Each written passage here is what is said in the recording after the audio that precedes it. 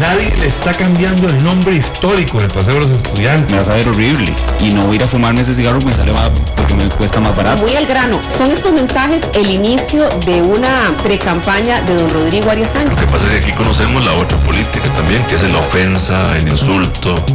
Cuando el instante no basta, el análisis se encuentra con la realidad. Esto es Minuto a Minuto, más allá de la noticia, por Radio Monumental.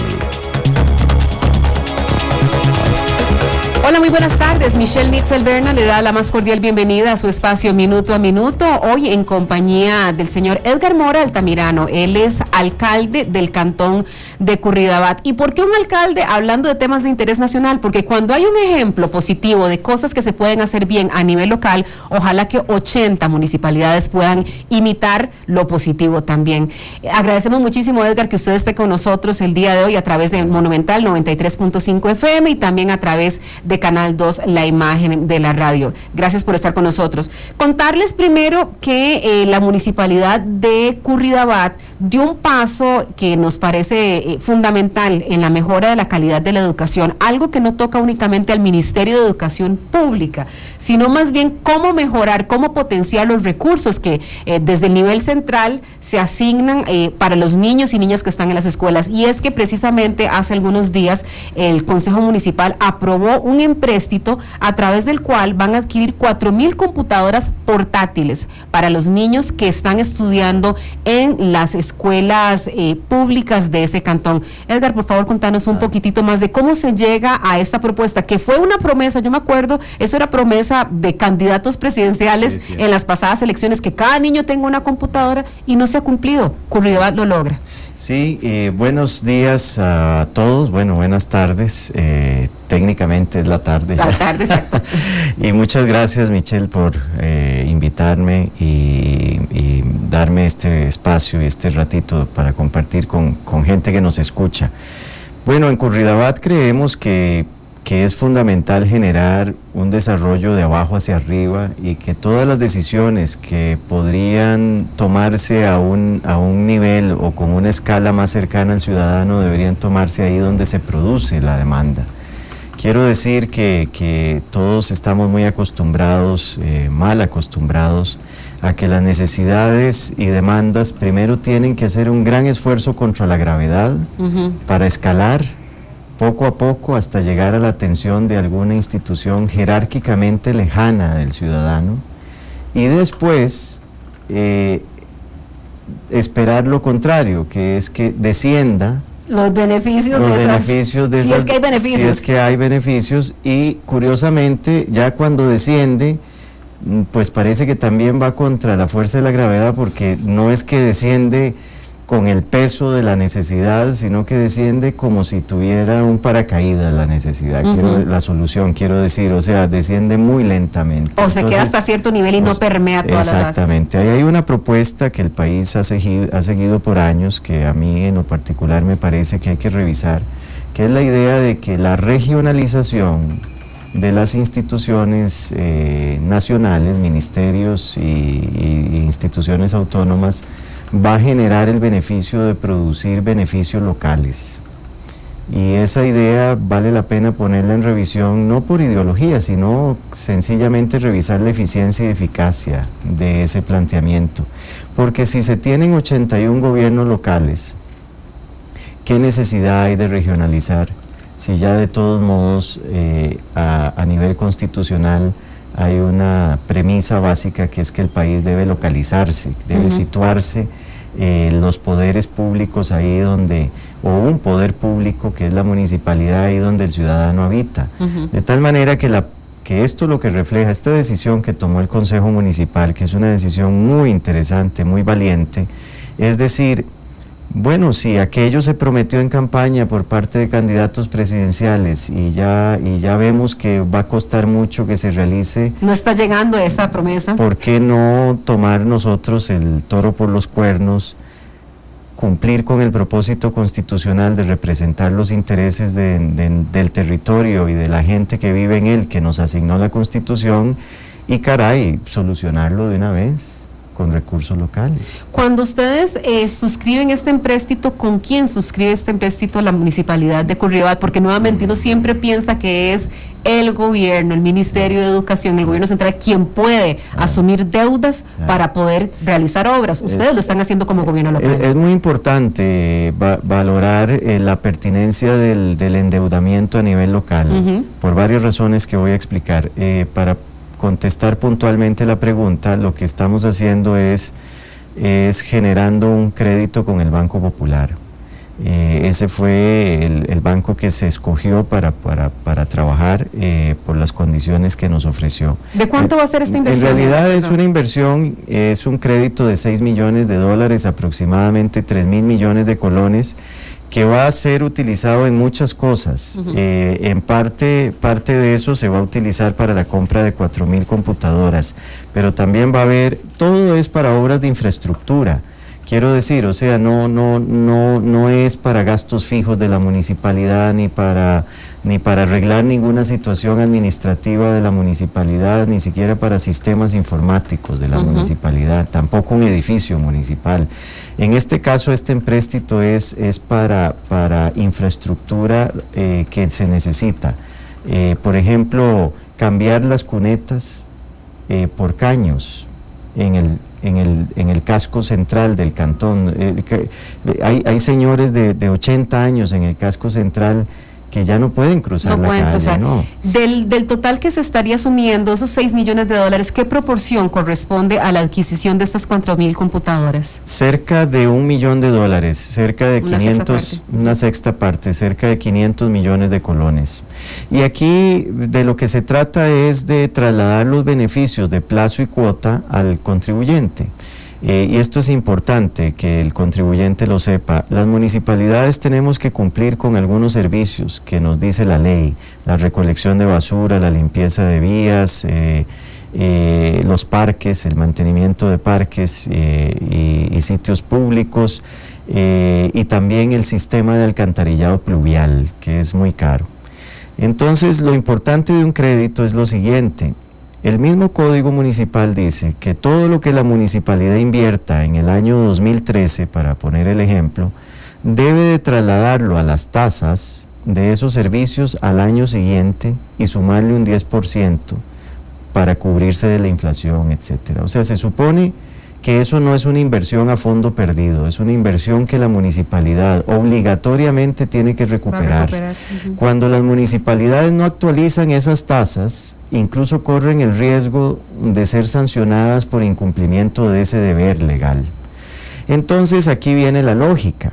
Si yo traslado 500 millones de colones, por ejemplo, para mejorar el sistema pluvial, cambiar cunetas por caños, por ejemplo, de una sola vez al año siguiente, eso implica una carga tributaria muy grosera para el contribuyente. Mientras que si lo que hacemos es trasladar el costo de esos 500 millones de colones en un lapso de 15 años, después de hecha la inversión, suceden varias cosas. Una es que el traslado a la tasa es menos grosera, significativamente menos grosera, abrumadoramente menos grosera, pero también hay otra cosa, que es que son inversiones que no va a disfrutar una sola generación. Por ejemplo, vuelvo al caso del señor de 80 años, es muy probable que ese señor no disfrute no disfrute todo el periodo de esa obra, casualmente porque su expectativa de vida no se lo va a permitir, quiero decir. Entonces, ¿quién va a disfrutar de esa obra después de que él no esté? Bueno, pues sus herederos, la persona a la que ocupe ese. Todas las nuevas generaciones que vienen en ese Entonces, cantón. cuando hay un crédito, se distribuyen los beneficios de esa obra de infraestructura entre por lo menos 2 generaciones. Y eso es muy importante. También uno puede pensar en el parque.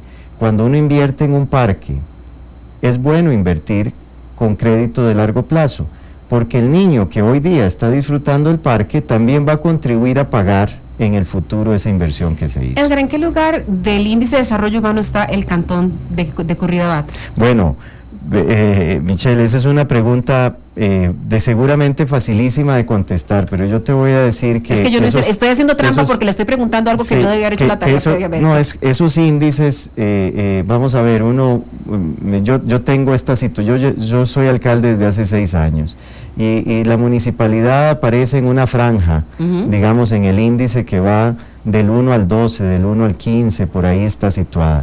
Y son tan variables, ¿verdad?, que ya uno le pierde la pista dónde está y tal vez no se fija muy bien porque empieza a relativizar el valor que tienen esos rankings. Lo importante aquí no es compararse con los demás, sino con uno mismo. Quiero decir, en el índice de desarrollo humano hemos crecido, sin lugar a dudas, en los últimos años tuvimos un bache debido a situaciones que se presentaron en la salud del cantón hace un par de años, pero en general hemos ido ascendiendo con respecto a nuestro propio desempeño. Aquí lo tengo, está en este momento en el lugar número 18, luego de haber estado en el puesto número 7, particularmente por temas de desarrollo sostenible. Quería preguntarle, porque nuevamente cuando se hacen, movimientos de este tipo, asumir un crédito de $6 millones para invertirlo en distintas obras de infraestructura, para poder adquirir computadoras, que cada niño tenga una computadora portátil. Cuando se hacen este tipo de cosas, la administración en algún momento le cuesta entender este tipo de operaciones, porque más bien es muy lenta y se espera que todos los recursos vengan de la recaudación de impuestos, que no necesariamente alcanza esa olla para hacer para poder suplir todas las necesidades. ¿Cómo lograr hacer este tipo de cosas, Edgar, sin transgredir la ley? Porque hemos visto muchísimos casos de municipalidades que tratando de hacer cosas, lo que hacen finalmente es transgredir la ley.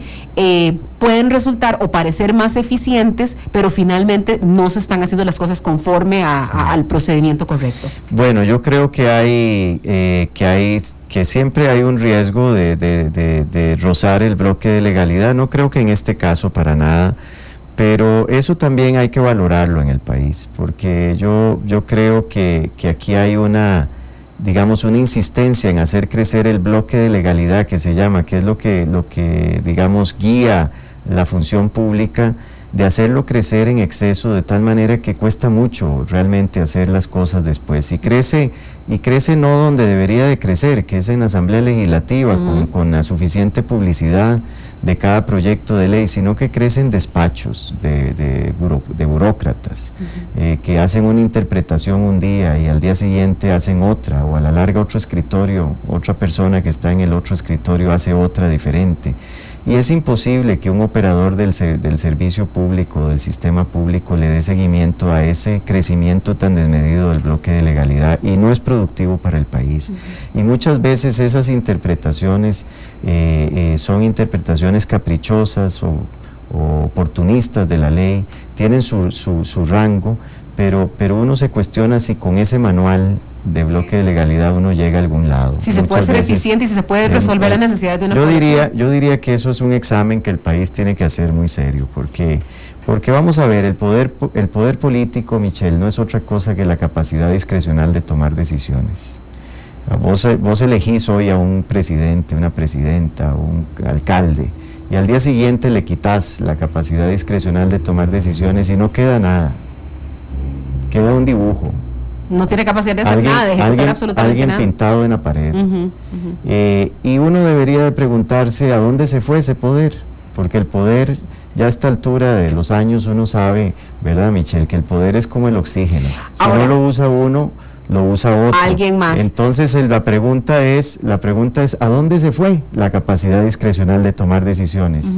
Y la respuesta que yo me he dado en estos 6 años, observando, siendo un testigo privilegiado, además teniendo una educación como la tuya de periodista, es que la capacidad discrecional de tomar decisiones este país se la entregó a los burócratas. Y eso es muy grave. Es una renuncia más bien de ejecutar los Yo diría que sí, es una renuncia que se ha dado a partir de retocar leyes y hacer cosas que no debimos haber hecho, creo yo. ¿Por qué? Porque el burócrata no tiene proyecto. El burócrata no tiene por qué tener proyecto. El burócrata tiene el proyecto de pensionarse. El burócrata tiene el proyecto de quedarse ahí y ser anónimo. Cobran un sueldo. Y sin embargo, exacto, es poderoso y anónimo. De tal manera que una decisión mediante una interpretación, una directriz, una disposición, un criterio legal, un criterio administrativo, financiero, en fin, tantos instrumentos que tienen para ir ellos ejerciendo la capacidad discrecional de tomar decisiones, llega un momento 10 años después que ya nadie sabe quién fue el que lo impuso. Uno pregunta, bueno, pero ¿y esto quién lo dispuso? ¿Por qué esto paralizó toda una corriente de acciones? ¿Quién fue? Y se vuelven a ver en las reuniones y nadie sabe quién fue, porque esa persona no tenía el proyecto de hacerse responsable de esas decisiones. En este momento, y desde la perspectiva de un cantón con contrastes internos importantes como lo es Curridabat, porque vive población con alto nivel educativo, cerca de Curridabat están las principales universidades, o la principal universidad de este país, es un lugar de altísimo tránsito, pero también vive gente que tiene condiciones modestas de vida. Claro. En Curridabat. ¿Cómo está el equilibrio para poder hacer ese ejercicio de poder? Porque sí, está el alcalde, pero también está el Consejo Municipal, claro. integrado por representantes de distintos partidos políticos. En el caso de Curridabat, primero voy a reflejarte una situación que es muy interesante y es un poco paradójica. Curridabat es el cantón urbano con menor pobreza. Cuando el país piensa en su mejor escenario de pobreza, Curridabat ya llegó. O sea, ahí la pobreza extrema y pobreza refleja un porcentaje de entre un 6 y un 8% menos que la media nacional. Versus el 20% a nivel nacional. Exactamente, pero ojo, la paradoja, Michelle, es un cantón que tiene un ingreso per cápita que está por debajo del promedio de la GAM. ¿Y a qué se atribuye eso? Eso se atribuye a lo siguiente: la población de Curridabat tiene patrimonio, pero no tiene dinero, no tiene liquidez. Eso habla de una población que se está envejeciendo, que necesita nueva fuerza. ¿Por qué? Porque un señor ya, digamos una pareja de señores típica de Curridabat ya tiene su casa, tiene su carro, tiene sus cosas, pero tiene un ingreso bajo. Y entonces, ¿qué sucede? Eso es muy peligroso, porque esa es la razón por la que las ciudades pierden gente. Curridabat no tiene fuentes de trabajo, ni tampoco tiene opciones inmobiliarias para personas que ¿De clase media? De clase media y media para abajo. De hecho, es uno de los lugares en el este de San José que parece una burbujita inmobiliaria. Bueno, ¿verdad? Lo que sucede ahí es que hay un boomerang, ¿verdad? Porque la plusvalía es un boomerang. En una misma familia, la plusvalía le gusta al dueño, que es el papá y la mamá, y le disgusta al hijo, que tiene que salir a buscar dónde vivir. Y casualmente lo que hemos vivido en los últimos 5 años es un éxodo de personas jóvenes por estas dos razones. Es urgente que Curridabat no se deje que le pase lo que le pasó a San José. Ese es un espejo en el que vale la pena verse. ¿Una ciudad dormitorio? Exacto, que va perdiendo gente. Quiero decir, o sea, que va expulsando gente. ¿Por qué? Porque cuando un joven decide emanciparse en Curridabat y sale a buscar el lugar donde va a vivir, no lo encuentra por precio, no porque no quiere, él quiere quedarse ahí y en la ciudad le gustaría que se quedara. Pero no puede pagarlo. Pero no puede pagarlo. Entonces, ¿eso qué habla? Bueno, habla de la necesidad de generar productos inmobiliarios diferentes a los que actualmente se ofrecen. Hablar de alturas es necesario ya en Curridabat, hablar de la maximización del uso del suelo y hablar de cosas como la necesidad de que los edificios tengan parqueo. Fíjate que ese detalle en particular es muy interesante. Cuando a una persona se le obliga, porque el producto así lo tiene, a comprar una zona de parqueo en un edificio, paga entre 10 y 15 millones más de colones por ese apartamento.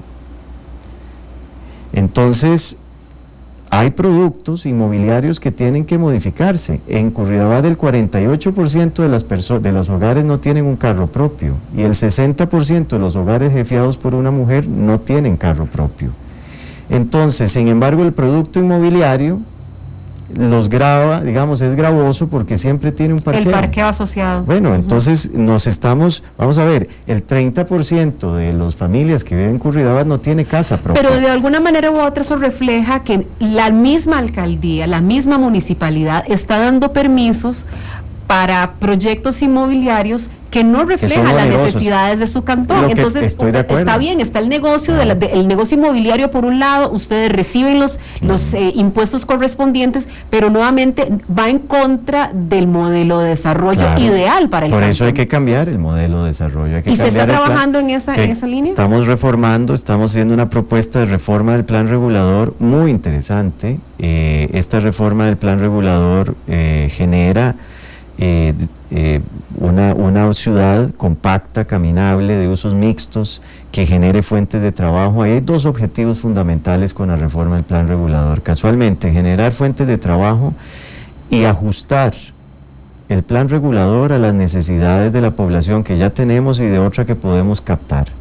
¿Cuál es la que quisiera captar? Bueno, la gente joven profesional que es típica del este de la ciudad, ¿verdad? Que se queden en Curridabat como antes sucedía. Fíjate que en Curridabat en los últimos, desde hace 5 o 6 años eso empezó a cambiar, yo diría que tal vez 8 años, pero antes de eso, durante 20 años, llegaron a vivir a Curridabat de promedio diario 10 personas.